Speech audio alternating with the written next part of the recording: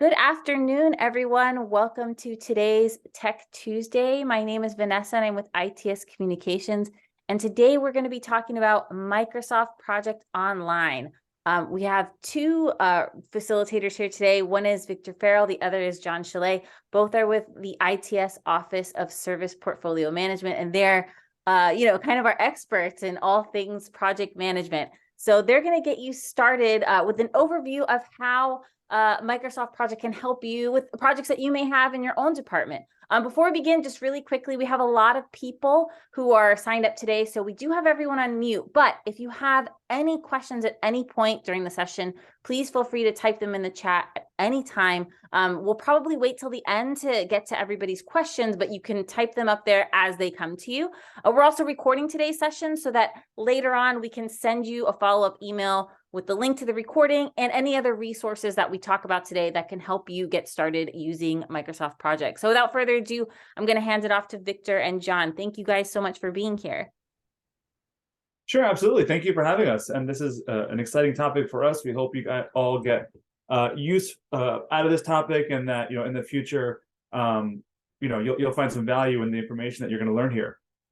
A couple disclaimers before we get started. Just want to talk a little bit about the product itself. So we're going to be showcasing a product called Microsoft Project. Now, there's actually a few different, I'm going to call them editions, because they're really the same thing, but there's variations. There's the desktop version, which we're not going to showcase today. There are two editions of the online version. There's one that I will call sort of Microsoft Project Lite. It's pretty actually robust, and it has a lot of great functionality, and it's really intuitive. That's the one that we're going to showcase today. But there is another version that that you can get access to at some point that has a lot more robust functionality, that actually mimics closer to the desktop version than the Microsoft Project Lite. I don't know the official name of it. They just call them all Microsoft Project. But I just wanted to do a quick disclaimer that we are going to be looking at the what I like to call the prettier version of Microsoft Project. So we're going to be talking about that today. All right, so why don't we get started? I'm going to share my screen here. So we're going to talk about access first. So not everybody has access to Microsoft Project. It is required that you submit a request for that. And then Vanessa, in her post email, will send the actual link to get your access if you'd like to. Disclaimer there, I'm not sure that everybody will get access quite yet. We have a limited number of licenses, and we're still working through with Microsoft on getting more licenses and understanding how we're going to distribute it and the criteria by which people can get access. So that's still being worked on. But feel free to submit the request once you get the link, and at the very least, you'll get some more information on how to use it if you can get access. Yeah, and just to help clarify there a little bit, that is for the Weill Cornell version. If you have a Microsoft account on your own, separately, you can get access to online as well. But for it to play nice with the other Office products you have in the Microsoft Office suite that is provided by ITS, you would want to go through this request process. Yep, exactly. Thank you for that, Victor. Okay, so how do you, assuming you have the license, assuming you have access to it, how do you get to it? Where does it live so that you can actually access it? And I'm just going to show you quickly how to do that. I'm already here, so we'll get back to that. So I'm going to open another window. And at some point, if you can't see what I'm showing, or if what I'm saying doesn't mesh with what you're seeing on the screen, just speak up and let me know, because I'm sharing my whole screen, so that shouldn't happen. But just in case, I don't want there to be any discrepancies between what I'm showing versus what I'm saying. So I'm actually showing a new window. At the top left, it shows incognito. And essentially, the easiest thing we don't see that new window, access. I'm sorry? We don't see the new window. Oh, see, that's what I'm talking about. Let's do, there we go. How about now? You're good. Okay. So when you open up any browser window, you can go to portal.office.com. And this is how you would access any of your Microsoft, Weill Cornell Microsoft products. You would type in your CREAD, and then you select work and school account, and then you type in your password. You log in through Duo, and it would essentially take you to a screen like this, right? Some of your most recent stuff, your recommended files on the left here, some of your most accessed applications, your online applications. For me, it's Outlook, Teams, Word, Excel, the common ones. And at the top left, you'll see sort of a square of dots. You can click on that. and it gives you more common applications. And you can click on all apps if you don't see it here, but I do. So you'll see project. There's no MS project or anything. It's a green icon with a P. So you click on project. It'll open up a new window. That'll show any recent project files. If this is your first time working through it, it'll most likely show up as blank. But these are some of the project files that I've worked with in the past. All the recents, any file that's been shared with you, and any ones that have been created by you. So that's essentially how you access this. I'm going to call it the portal. Okay, so how do you create a new file? So obviously easy at the top, you click on new project. There's different kinds. You could import a project if you've actually built it in Excel and you want to import it here for just easy implementation. There's a roadmap functionality, which we will touch on very briefly towards the end. So I'm not going to click on that one quite yet, but we want to click a blank project. I don't want to do any templates or anything. I tend to just start off with a blank slate and build it myself. So we're going to do that. You might get some of these windows teaching you some of these things and telling you new functionalities or how to add people and things like that. I generally just click not now. But this is essentially your blank slate, your blank project plan. The columns that they start you off with are the name of the task that you're going to be working with. A quick look, I usually hide this because I haven't really quite figured this out yet. It says it indicates whether or not there are attachments or notes. I generally don't attach anything to a task or have a note to a task. So I'll hide that. And the way you hide a column is you just click on the name of this little down arrow here and you click hide column. It'll show you the assigned to, the person or group that's assigned to the task. The duration, the default duration is in days, how many days something will take, and you can change that. But we're going to stick with days for the purpose of this demo. And then you could add more columns. But before we touch on that, we're going to just start working with this. So essentially what we're going to do today is showcase how this functions by using an example.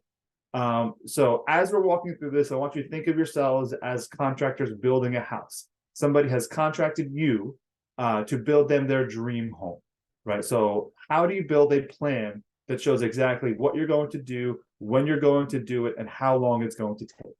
All right, so at the top here, we don't want this obviously to be untitled project, so you can click on this little link here. And a lot of what you're going to see here, the more details will show up in this little right navigation pane. So it'll give you some more information here. So at the top is the name, so we want to change that to Build Dream Home. Okay, so you are the project manager because you are the one that opened up the file. The start date is today, and you can change that whenever you want to. For the sake of this demo, we're going to keep that. It'll show you % complete, which we'll touch on a little bit. There's ways where you can add effort, how much effort has been completed, how much effort is remaining, and the total effort spent. You could do some custom calendar configuration to dictate the work week. So if you want to say that the work week, in this case, is Sunday through Saturday, it'll actually adjust how you're doing your duration. So if a task takes 15 days, but your work week is Monday through Friday, then it'll take essentially 3 weeks. But if your task is 15 days and your work week is Sunday through Saturday, it's a full work week, then it's going to take 15 true days, which probably amounts to 2 weeks in a day, right? So it's 2 full weeks in a day.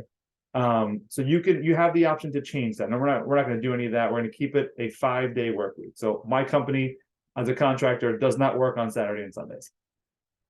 And yeah, so this is the general information. We changed it. There's no save button. It's sort of save as you make changes. The edits save automatically.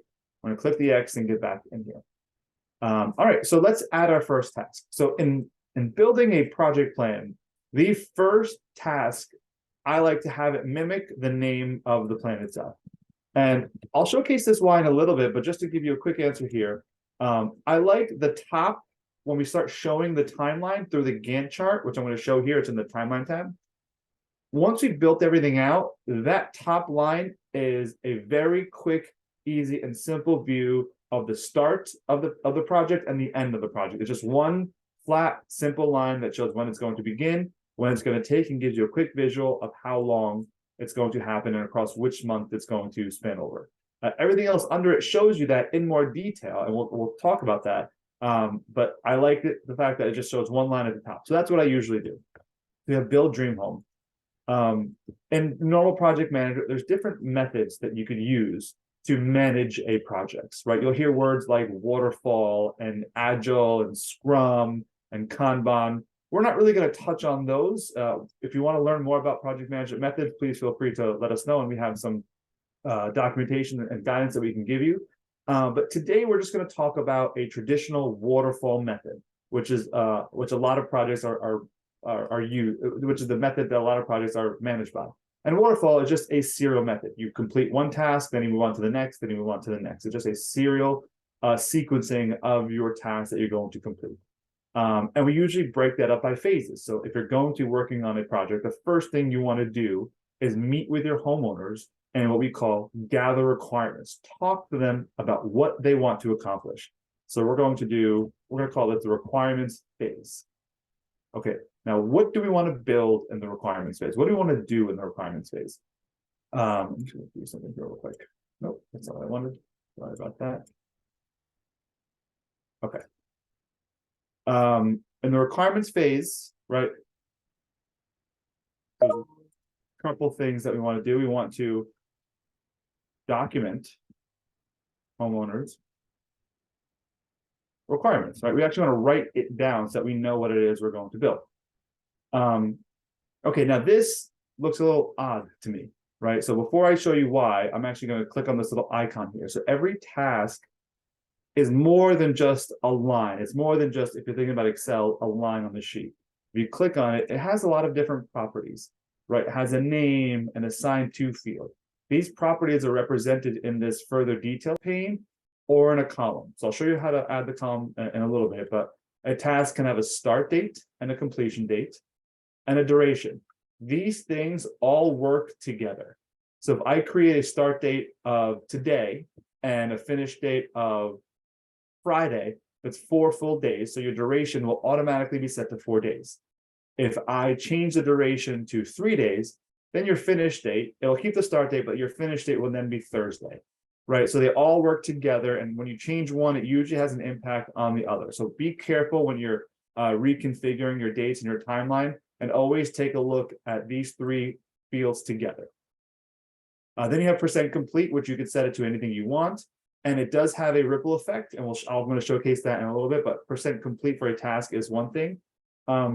I'm not going to talk too much about bucket or sprints, but bucket is your way to essentially group tasks together in buckets, if you will. Allow you to categorize a task any which way you want, if you want to think of a specific category. So if you want to think of a category of electrical versus plumbing, or versus woodworking, whatever it is that you want to do that makes sense for you and your project, you could use buckets for, and you can create new buckets. And again, we'll showcase that in a bit. And sprint is the same thing. Sprint is a term that's used in the agile methodology, and it's really just used to showcase or to illustrate when something is going to be released, right? When you're going to a short period of time that you're going to work on a small set of activities, complete them, and then move on to the next one. And again, that's more of an agile thing. We're not really going to touch upon that, but happy to answer questions after the meeting.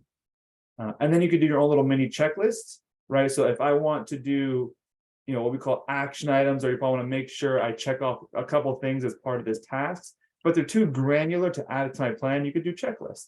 So you could do, checklist 1 or checklist item 2, and so on and so forth, and you can check them off. So that's one thing that you could add here. And then again, we have effort. So if we wanted to do total effort for this is going to be 100 hours, then you can start adding in how much has been completed versus, and then it'll automatically calculate how much is remaining.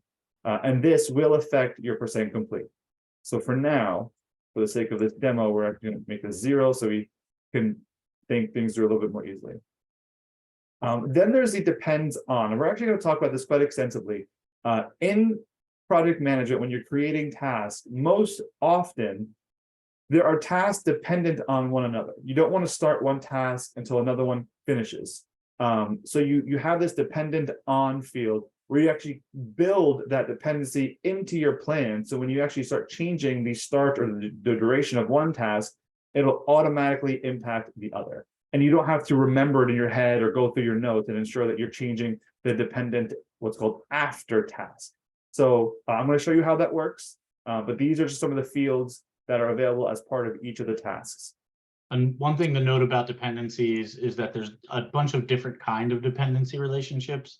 We're going to cover mostly finish to start today, which means one task finishes, another task will start then. But you can have finish to finish, start to start, so that when one task starts, the other ones have to start, etc. So we'll, if folks have questions about that, we can help answer them also. Yep, and you're going to see that once we start doing it, you'll see things like FS or FF, finish to finish, and I'll touch upon any ones that are slightly different. There's 4 in total, but like I said, we're not going to, as Victor mentioned, we're not going to get through all of them. FS, finish to start, is the most common one. And essentially what that means is this task cannot start until the predecessor finishes. It's a full serial relationship. Okay, so back here, the table here is a little bare. I need some more information. So I'm going to add some columns. So if you click on add column, I would like to do a start date. I would like to add the end, finish. I would like to add the % complete.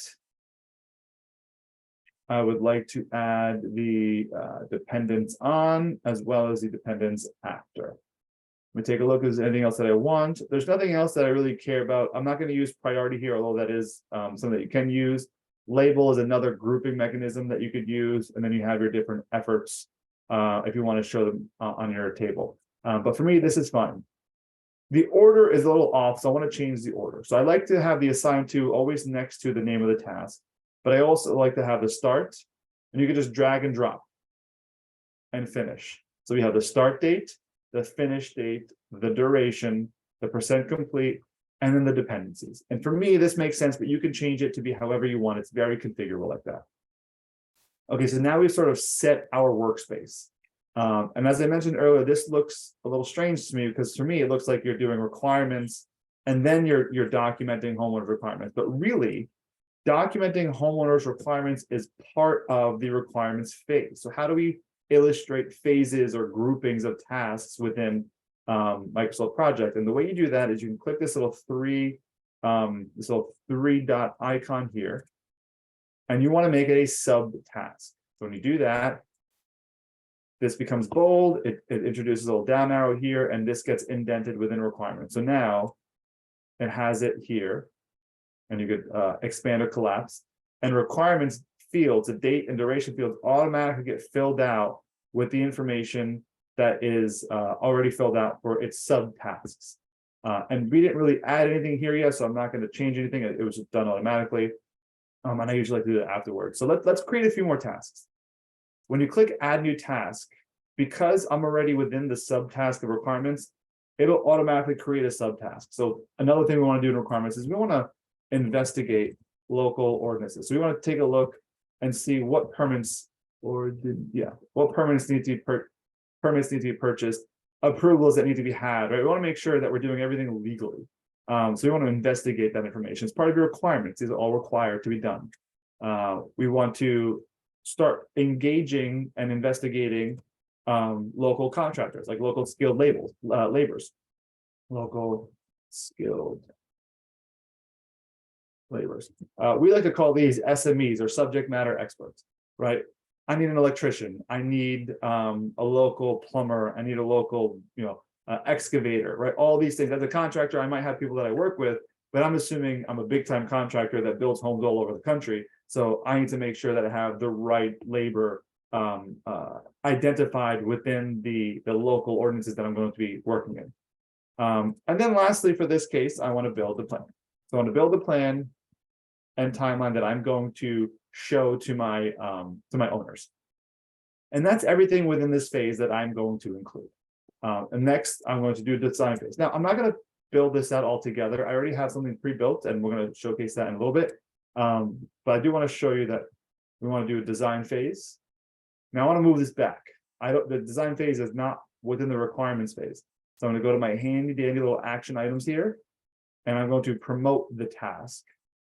And now it's in the same indentation as requirements. It's not bold because there are no subtasks yet. And I'll create just a few now. So within the design phase, we're going to build the blueprint. And I'm going to indent this. Don't forget, we want to make this a subtask. I'll add a few more. I want the architect to review the blueprint, architect review of blueprint.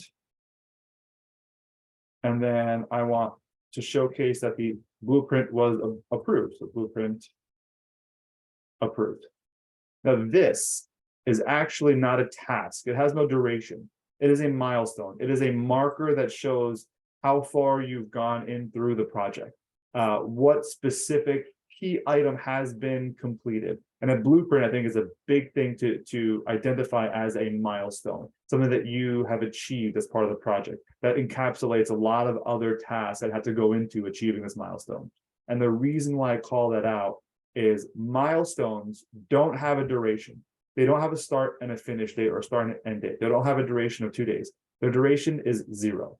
It is a point in time, a snapshot. So this milestone was achieved at 12:21 on March 21st, right? That is a milestone. You can go as granular as a time or as granular as a day, it doesn't matter, but it has a 0 duration.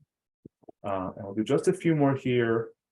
Obtain appropriate. Yeah, as Perfect. John's writing these out, I want to just make a note about milestones, right? They're different on every project. The intent is really to understand what's important to the stakeholders and report on when those things are done, right? What are the big, sort of as John said, the big groups of tasks that can be completed that would, constitute something that we would call a milestone. So you've reached, everybody uses it in normal parlance. It's used very much the same way here. When there is a bunch of stuff that it's worth reporting on as being completed, we usually track those as milestones so that it's easy to point to the schedule and say, hey, we've hit these 4 major milestones. And you don't have to necessarily convey all the other work that was done to it because they really just care about the end result. Absolutely. Thank you for that, Vic. All right, so we have our general list of tasks. For the sake of the demo, assume this is complete and we have the entire list of tasks. I like to just list out everything that we want to do on a project. Just do a quick sort of brain dump of everything that I know that we have to do. I could add things later, but for now, these are the things. And let's just assume that it's complete. So once this list is complete, then we want to start thinking about dependencies before we even start talking about start and finish, because dependencies will actually help you to dictate those start and finish times. And it'll do a lot of the work for you before you even start adding start and finish times. So the first task that we're going to do is document homeowners' requirements, right? That already has a start date, it has a finish, it has a duration of 1 day. That's fine for now. We'll fix that later. Investigate local ordinances. This you can do at the same time. There really is no dependencies. It's a sort of separate activity that can be done at any time. So we're not going to add any dependencies here. Engage skilled labor. So in my mind, I actually think there is a dependency here. I don't want to engage any local contractors or electricians until I know exactly what it is I'm going to look for in the contractors. Maybe I need somebody who has a specific experience in one area versus another area of plumbing or anything like that. So I actually want to complete my requirements before I start looking into local contractors. So I can go in here. There's 2 ways to do this. You can go in your column, click within the field, right? And enter, everything is numbered. So you could enter in the number that this task will be dependent on. So in this case, engage local skilled labor is dependent on completion of the document homeowner requirements. So I'm going to go into here, and that number is 3. And I'm going to type in 3 and hit enter. Now, as Victor was mentioning, this relationship is FS. It automatically adds it because it is the most common relationship in terms of dependencies. FS stands for finish to start. What this is saying is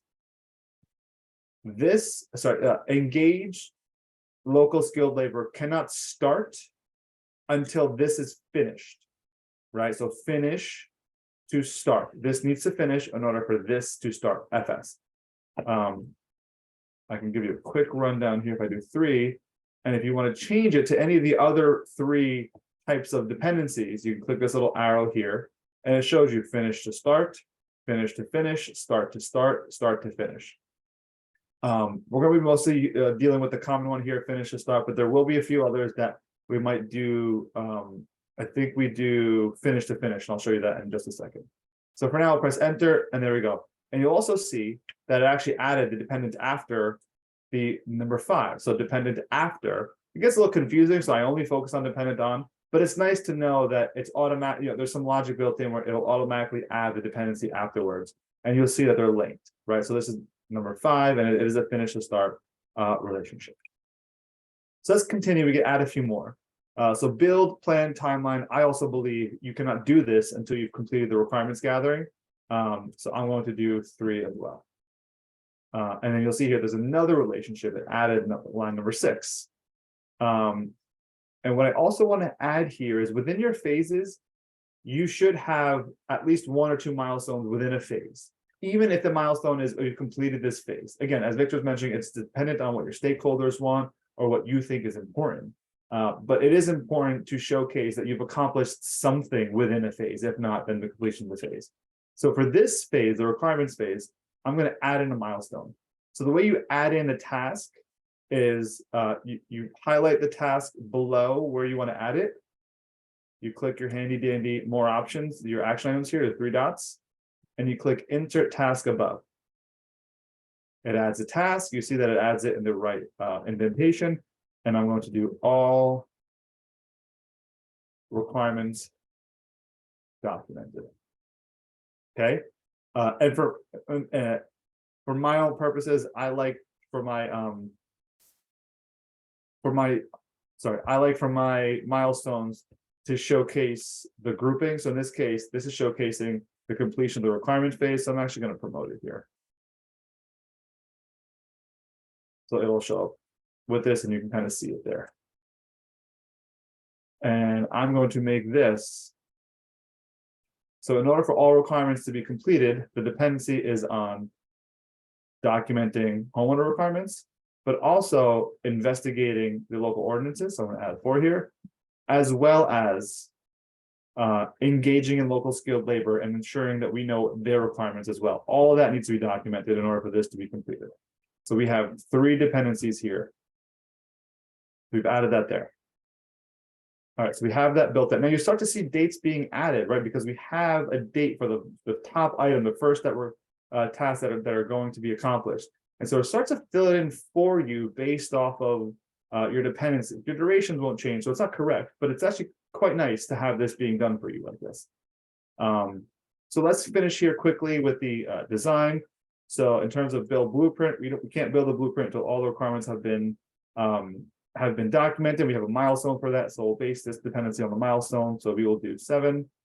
If you press enter 3 times, it's just a quick shortcut key to actually get it done. So for architect review blueprint, we want to base that off of the building of the blueprint. So we do 9. The blueprint approval is based off of the architect review. So that is 10. Obtain appropriate permits. This is actually based off of number 11, right?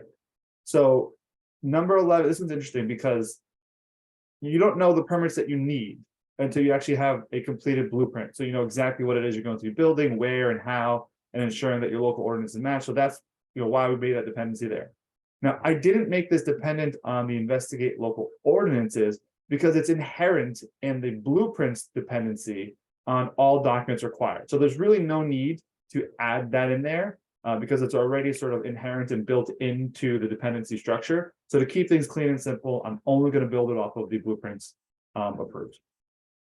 And then we're going to purchase the material, which is also dependent on the blueprint being approved.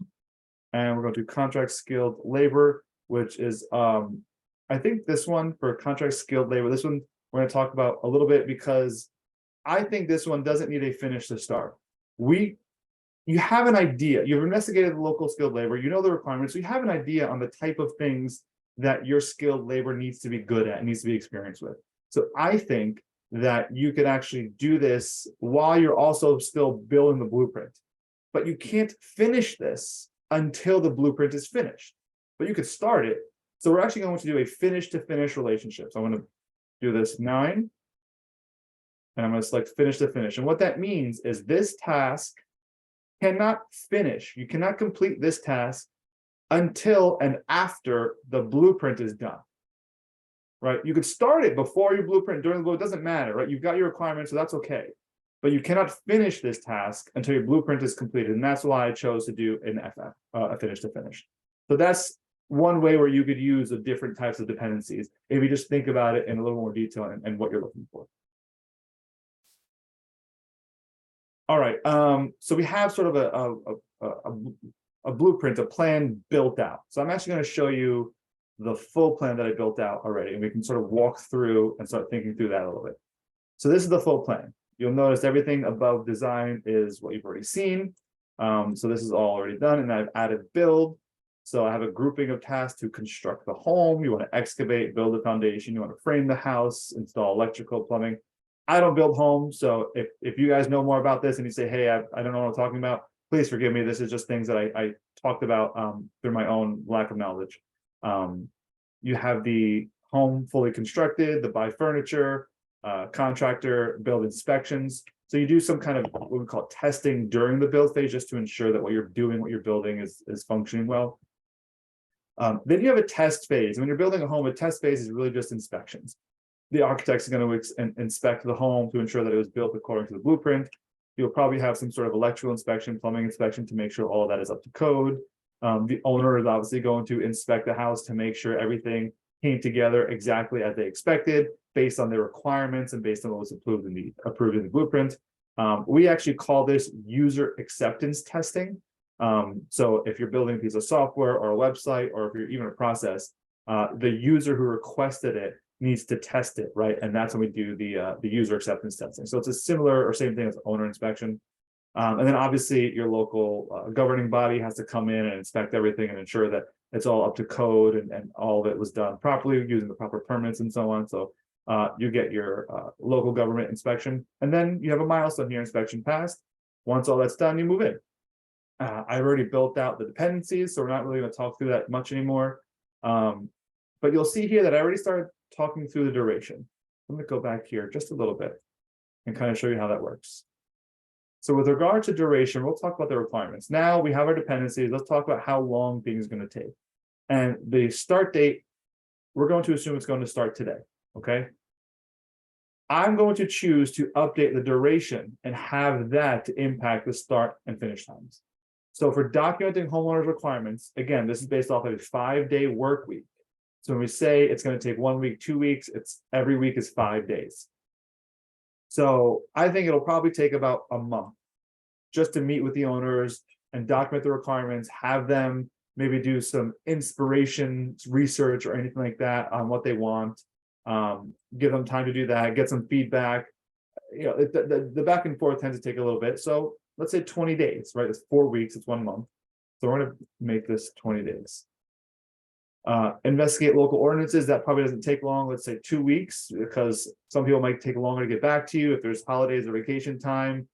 Sometimes they just get busy and they don't get back to you in time, or even going to visit them. If you want to go to your municipality buildings or anything like that, it might take a little while. So we're going to give some time here and do 10 days. And important to note on these two is because there's no relationship, they're starting on the same date and running in parallel. Yep.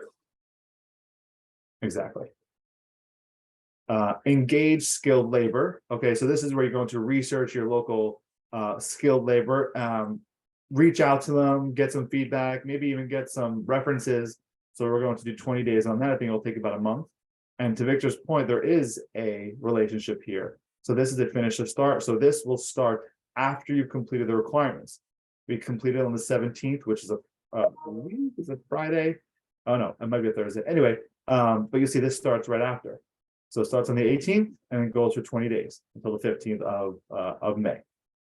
And then we're going to build the plan. This also has a dependency, and building the plan probably takes, we're going to say, about 3 weeks of back and forth. So 15 days. And again, your requirements, all requirements, this is 0. This needs to be 0. And now you have your schedule built without actually thinking through yet your start and finish time. And what I want to show you a little bit here is there's actually a timeline feature that shows you a visual representation of your timeline. It's called the Gantt chart. So I'm going to click on that. And you have some configuration options here. I'm going to hide this so we don't take a look at that quite yet. This is actually zoomed in all the way. You could zoom it out if you'd like, so you get like a better visual. And it's by month, And then if you go in, it shows you by day, right? So this is what I was sort of talking about at the top here. There's actually no dates here. Let me add in the date here. If you want to select more than one task, you click on the top, you hold shift, you click on hold the bottom, and we want to make these all a subtask of build a dream home. So we make that a subtask, and now these start to pre-populate. So I click on timeline. Here is that nice, just straight line of start and finish without having any of this be a distraction. If you just want to know when you're going to start and when you're going to finish. And it's the same thing for requirements as well. It's a nice line for just the requirements only. And so you start to see some of these, arrow lines. These represent visually your dependencies. These blocks or these rectangles are duration, right? So they represent the start and finish time of the task that it's next to. This diamond is a milestone, right? So there's no duration here. It's a milestone representing when you're going to complete all requirements documented. So this is just a quick, simple view of your overall timeline, and you can move it. You could actually update your timeline through this view. So, for example, Victor did mention that your investigate local ordinances doesn't have a dependency, so it's going to start the exact same time as document homeowners requirements. I don't want it to. I actually want to start that a little bit later, maybe a week or two afterwards, just in case there's anything that I learned up front. Maybe I could ask some upfront questions that help inform my investigation. So I'm going to start this a couple days later. Right, so I just moved it from here. Just because there's no dependencies doesn't mean you can't change the start date. It doesn't have to be dependent on that. So I'm going to change the start date to start April 3rd.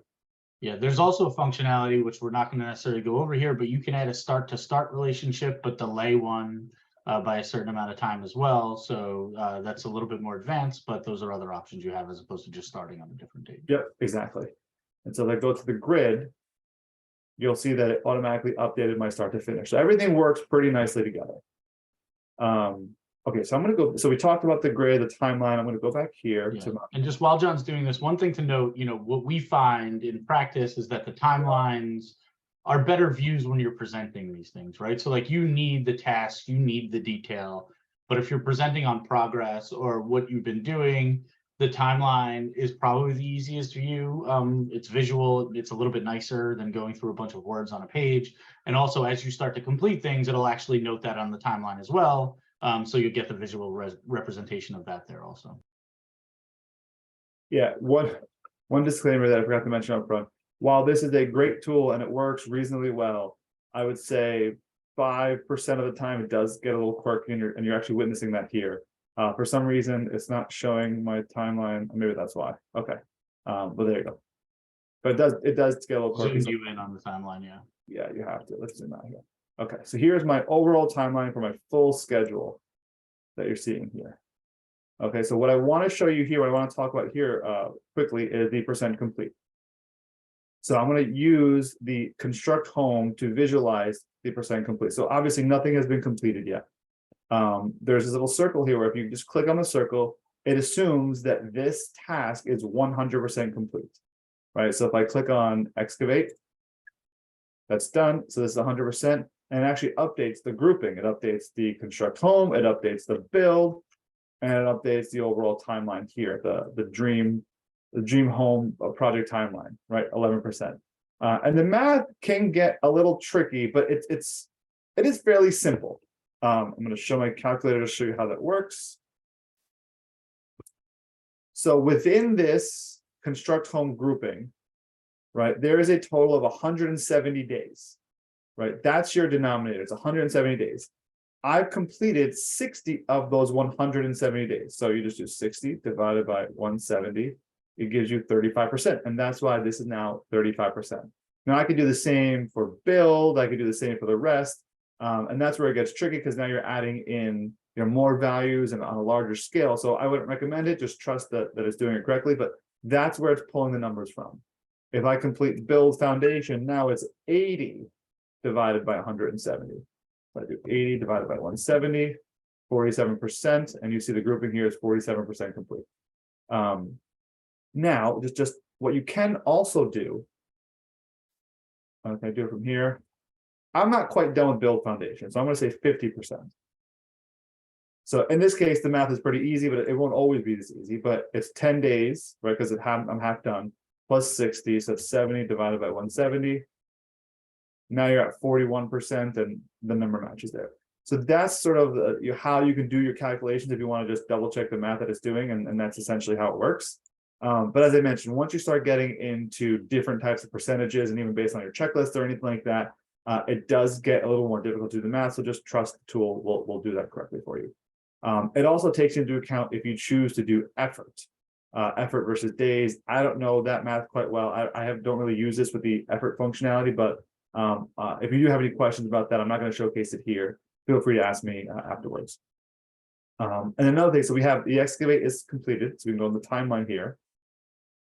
And you'll actually see a visual representation of the excavation complete. It is solid blue, and build foundation is 50%. So you see it's halfway filled in. Right. So as Victor was mentioning, this is a good view to showcase to your stakeholders or in this case, my owners on the progress that we're making. Right. So I can sort of walk them through everything that's happening. What you could also do, I know we're running a little bit low on time here, so I'm going to wrap up here in just a second. What I want to showcase as well is the assign to. So this is actually an interesting feature. So if you get access to Microsoft Project, this version, on your Cornell Seaweed, so on our instance of the Microsoft portal, you could use the assign to, and it'll actually find people within our directory. So I can double click here, and I can choose, I'm not going to choose Victor because he's part of the group, but I'm going to choose Doug Cohen. Doug, I see that you're on, or you were on. Choose Doug Cohen, it'll find him. Should. And it's going to give me a little warning. Hey, Doug's not part of your group. So he's not going to know that you assigned this task to him. Is that okay? Do you just want this for your own reference, or do you want to add him to your group and assign him so that he gets a notification? In this case, I just want to assign him so that I know, and I could always add him after the fact. He won't get notification if I add him after the fact, but I could always add him then. And now you'll see your group members here. Now, don't forget, we didn't add Doug to the group, so it still only shows Victor and I. And I could add him here if I wanted to. And if I do the next one, let's just say I want to add Alcida as one of my project managers. Click on him. I do want to add him, right? I actually want to include him on the group. So I click assign and add. So now Al actually got a notification that if I assign him to investigate local ordinances, so he's probably going to ping me saying, what's going on? What am I doing? But you'll also see that he was automatically added to the group. And you could remove and add people to the group this way. What's also pretty cool is if you click on the People's tab, and actually, so these are all the tasks because they're not assigned to anybody. But I could take a look at Al and all of his tasks, and I could change the groupings if I wanted to by buckets, and I could even add tasks this way. And if I add in the right dates, it'll just pop them correctly on the schedule. You can do charts to give you charts is really sort of metrics based off of resources, based off of buckets and statuses and things like that. So you could use this however you see fit and whether or not it's useful for you. And you could use the people tab. Board is what I was talking about. So board is based off of different types of groupings. In this case, it's defaulted to buckets. So if I want to add a bucket, I can click add a bucket, and we'll call this electrical work. We could change the name of this bucket, we'll call it plumbing. And then I'll make sure these buckets have the right tasks under them. And if I go back to the grid, I could add the bucket column. And I could also update the buckets here if I'd like to. Everything's under plumbing as we saw before. But if I change, for example, all documents required and drag it over electrical, you'll see this milestone now is electrical. So again, it's just a grouping that you can choose to use if you'd like. And then I think that's the majority of the function. I'm just going to go over this real quick, see if I'm missing anything. I do want to give some time for questions. I think we're good. So I went over a lot, and I do appreciate your time and your silence. I see 9 questions in the chat, so I'm going to start off with the chat first. Let me see here. Hey, John, as you've been going through, I've been answering some of the questions as well. Oh, perfect. Okay. Okay, so I'm going to skip the ones that you've been answering. So if anybody has any. There is a question from Ron Evans. I can unmute him. He's got his hand raised. So, Ron, whenever you have a chance, you can unmute and let us know. Okay, hi. Thank you so much for sharing this. The big question, I love the example that you use of building a house. And the great thing I see about Microsoft Project is you as a project manager, you have all this functionality. But using the house as an example, you have, let's say, plumbers and excavators, and you have contractors and people that are working for you. And I'd imagine those contractors and plumbers and all those people are super busy, like all of us here. The thing I find myself needing is, as you update those dates and those dates change, what kind of tools does Project have to alert those, let's say, and I'm using the example, use contractors, hey, this date is changing or this date is moving. And directly, to not use a metaphor, the challenge we have on our side is we work with project managers and we work with people who use Microsoft Project, and they'll shoot us PDFs of what I call haystacks, meaning like, hey, here's a big haystack of dates. You find the ones that are meaningful to you. And me as that contractor, I'm like, hey, I've got a million things going on. I don't have time to be a project manager. I need you to give me the specific information that works for me. And what I find myself wondering in a practical sense is, can Microsoft Project tie into something like Outlook, where when you change those dates, someone's calendar changes in Outlook, and then they get the alert and the reminder that, hey, this date has changed. So specifically, can you have Microsoft Project work with Outlook so that as you change those dates in your charts, those stakeholders who are beholden to this get alerts and calendar updates for the changes you're making? So the direct answer is I'd have to investigate, but is most likely no. There's no native functionality in this version of Project that'll alert the assigned to person or group that I changed a date or a duration or even the percent complete. There's nothing configurable that I've seen that has that automated alert system already built in and that you can sort of configure yourself. However, That's good to know. well, But however, yeah, I'm sorry, continue. yeah, there is a tool called Power Automate, which again, not everybody has access to, and I don't know if you can request access to something like that, but it is a enterprise automation tool that may allow for something like that. But natively, no. The answer is there's nothing that I've seen that you can configure that. Yeah, natively, essentially, Ron, it'll give you the, like, send you an email that you were added as being assigned to something. But I think that's where the notifications start, is when it stop is where whether or not you're assigned. Again, using this specific tool. Thank you, guys. That's really helpful. I appreciate it. There's a follow-up question in the chat from Thea regarding people who are assigned to tasks. So when a person is assigned a task and they complete it, do they check it off, or do I, as the program manager, need to check it off as completed? Yeah, so it's an interesting one, and it's more about process than the tool. You know, what I would say is it just depends on how you work. As a person who, you know, career path has gone through project management, from my perspective, it's always nice not to have somebody send me an email saying, hey, can you check this box for me, and have them do it themselves. I think the challenge you run into there is the definition of done, right? So if you're saying something's done, but after review it's not, you know, it could cause some challenges. So my preference is usually for the person completing the task to mark it as done. I will then see that it's done, can review it, make sure that I agree, and we can have the conversation and move forward.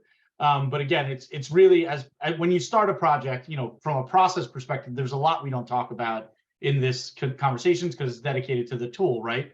But typically you create that sort of communication and project governance plan in advance to make those decisions and how you're going to handle that.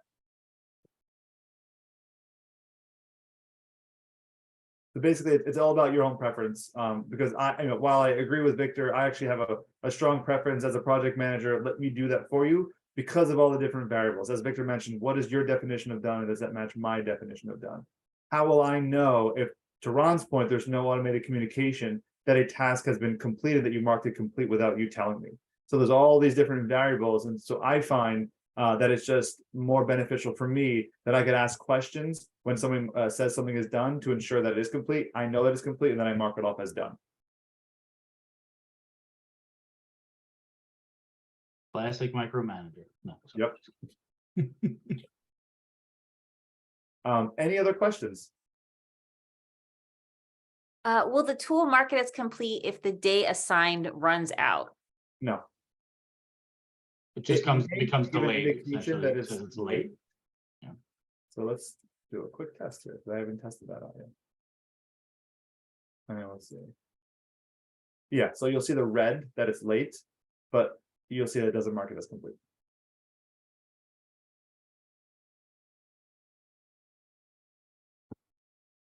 I think we've answered all of the questions in the chat. I don't see anybody else's hands raised. Oh, wait, for dates shown in the Gantt chart, can we adjust it so it's quarters for a year? I don't know if it zooms out that much. Let me see. I've zoomed out all the way, and it's showing month. And I guess I'm kind of showing, the quarters, right? Because you see April, May, or rather, yeah, April, May, June. So you're showing the quarter here, but I don't see, Q4 versus Q1. It doesn't let me zoom out that. And I don't think there's standard functionality out of the box to be able to change that calendar view. So in the online version of the tool, it's not like you can go in and say, oh, hey, I want to view this by a quarter, and here's what that means for us. In the robust desktop version, you might be able to make some of those changes, but here you can't. Ron, I love your question, by the way, because I've been researching a lot about and reading a lot about this whole second brain concept and sort of employing it myself. From my understanding is, for those, I'm not sure if anybody's aware of or who's aware of the second brain concept, essentially a concept of your ability to be able to quickly store, categorize, and recall information so that you don't have to remember it, right? So there's different tools that allow you to do that. There's note-taking tools or tools like Microsoft Project, where you can quickly and easily just store a note or a piece of information or a group of information, categorize it quickly, usually through some automated method, and be able to recall it at a moment's notice. And I think this does that pretty well, Ron. I think it allows you to just create this store of tasks. So now you don't have to remember everything that's on the sheet or the dependencies or anything, but you know where things are. So you can just take a look at it quickly, especially if it's grouped right. And if you have it, collapsed or expanded, and you could just take a quick glance at maybe a collapsed view just to see just to get a general sense of how things are going. I'm going to unmute you on real quick. I know you. In the interest of time, folks, just wanted to say, when we finish the call, as Vanessa mentioned earlier, there's going to be a message sent out to everybody that'll include the link to the recording. We're also going to include some links for folks to ask further questions. So if you're curious about project management process, or just learning more about project management tools or anything in general, we're going to provide some contact information for the IT PMO side, the PPM team, who can help with that. And also we do offer some high-level trainings, and that'll be included in there as well. So you can email us if you're interested in the trainings. I think we're probably looking at restarting those in late April, early May, maybe a little bit beyond that at this point. So we'll have a series of project management trainings that get posted in the LMS that you can join as well if you're interested in general project management process and practice as opposed to just tools.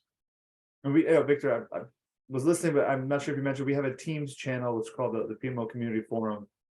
If you'd like access to that forum, it's essentially just a channel dedicated to project management questions.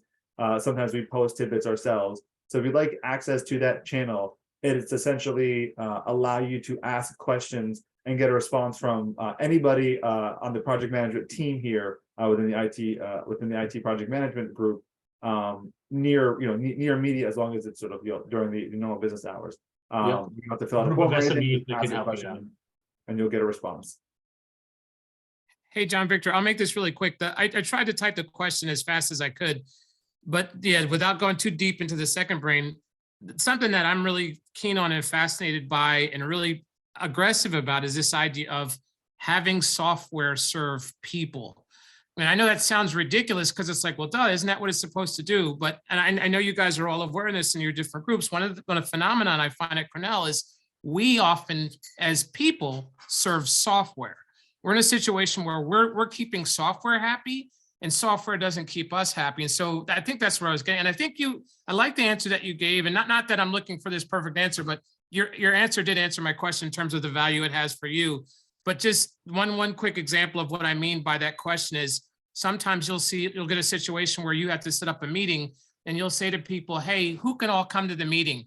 And then you're dancing around a dozen emails back and forth with people saying, hey, can you come? Can you come? Can you come? And I'll find myself saying to those people, use Outlook.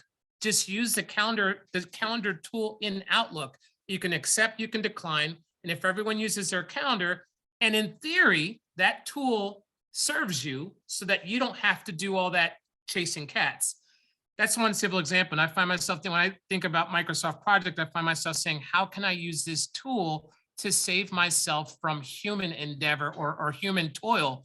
And I think the answer that you gave is, part of me is just like, I'm kind of fixated on that email thing, but I think your answer is really helpful, and it really helps me to see Microsoft Project in that, hey, if you've got 3 dozen tasks that you're trying to manage or this huge project, this at a glance view really helps you because the human brain can't track all that. So having that kind of at a glance view, I see your point, is very powerful. And I really do. I just want to tell you both, I really do appreciate kind of giving me this kind of doorway into Microsoft Project, and I'll explore it more towards, I guess, better ends at what we're doing. So thank you guys so much. Sure, thank you. All right. Correct. So assuming no one else has questions, Vanessa, I think we're ready to wrap up. All righty. Well, thank you guys. And thank you, everyone. I know that we went a little over, but I appreciate everybody who stayed to ask questions or listen to some of the answers that John and Victor had for you. Again, like Victor was mentioning, expect a follow-up email with the recording and a bunch of links about how to request a project and, some other resources for the PMO if you're interested in learning more about the process instead of just the tools themselves. So thank you all so much for joining us. Thank you to Victor. Thank you to John. We really appreciate you showing us more about Project, and have a great rest of the day, everyone. Thanks, everybody. Appreciate your Thanks, time today. everyone.